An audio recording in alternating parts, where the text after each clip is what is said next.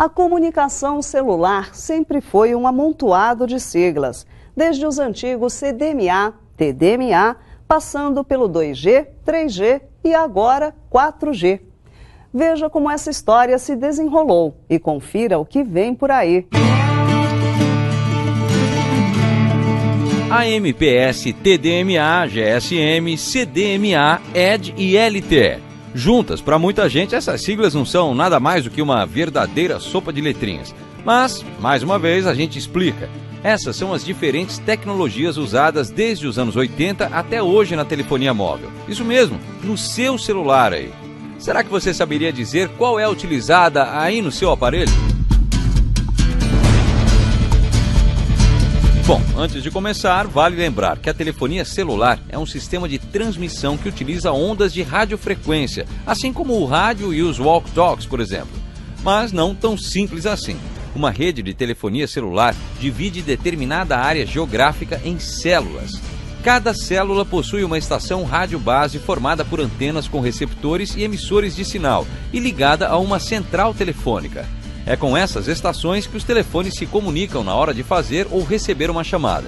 Agora, vamos conhecer as diferentes tecnologias que permitem essa comunicação. Começamos pela antiga e extinta rede 1G, sistema analógico que era designado pela sigla AMPS, Advanced Mobile Phone System, ou Sistema Avançado de Telefonia Móvel. Utilizado pela primeira vez comercialmente em 1983, o AMPS operava na frequência de 850 MHz e foi desenvolvido originalmente apenas para o serviço de transmissão de voz. Já em uma fase seguinte, no 2G, surgiu o TDMA, sigla para Time Division Multiple Access, ou acesso múltiplo por divisão de tempo. A tecnologia digital operava em duas faixas de frequência, nos 800 e nos 1900 MHz. Utilizando banda estreita, o sinal de voz era convertido para digital e comprimido, assim ocupando menos espaço e permitindo um número 3 vezes maior do que o antigo AMPS. Sistemas TDMA foram muito utilizados a partir da década de 90. Ainda de segunda geração, o GSM, sigla para Global System Mobile Communications, ou Sistema Global de Comunicações Móveis, funcionava de maneira bastante parecida ao TDMA, inclusive em frequências próximas, 900 e 1800 MHz. O que mudou foi o uso da criptografia para tornar as ligações mais seguras. Mais do que isso, a tecnologia GSM introduziu os cartões SIM, os famosos chips que guardam as informações do telefone.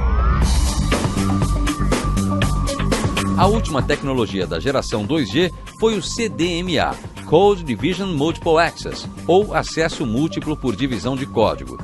Diferente do TDMA e do GSM, o CDMA funciona em banda larga. Depois de transformar o sinal de voz em digital, o CDMA divide a informação em vários pacotes e o distribui por toda a banda disponível. Como cada chamada recebe um código único, muitas chamadas podem trafegar por toda a banda utilizada ao mesmo tempo. A única semelhança com o TDMA são as faixas de frequência de 800 e 1900 MHz. Antes de chegarmos ao 3G, passamos uma fase intermediária nessa evolução, o 2,5G. Pois é, antes a telefonia celular permitia apenas comunicação por voz, mas como todos nós sabemos, hoje a telefonia móvel também possibilita a troca de mensagens de textos e acesso à internet. Essas possibilidades viraram realidade a partir dos padrões 2G, porém começaram a atrair usuários de maneira ampla com a chegada das tecnologias 2,5G.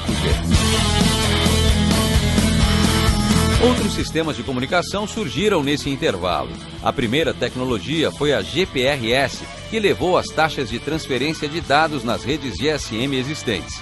Ela permite o transporte de dados por pacotes, oferecendo uma taxa de transferência de dados que, na teoria, poderia ultrapassar a marca dos 170 kbps, kilobits por segundo, mas normalmente não chega aos 80 kbps. O foco do GPRS é a transferência de dados, a conexão com a internet, graças à sua compatibilidade com o protocolo IP. Também com base na tecnologia GSM, surgiu mais uma evolução, cuja sigla é ED, Enhanced Data Rates for GSM, ou transferência de dados melhorada para a evolução do GSM.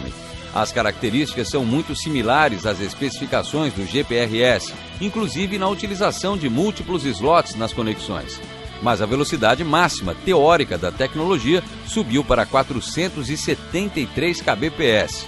Há quem considere a tecnologia EDGE como parte da categoria 3G, mas oficialmente o padrão não é reconhecido como tal, no máximo um 2,75G. Então chegamos à terceira geração de tecnologias de telefonia móvel, o 3G. O acesso à internet a partir do celular se torna mais popular com os padrões 3G por causa de sua velocidade. A primeira é a WCDMA, um dos padrões escolhidos como tecnologia 3G.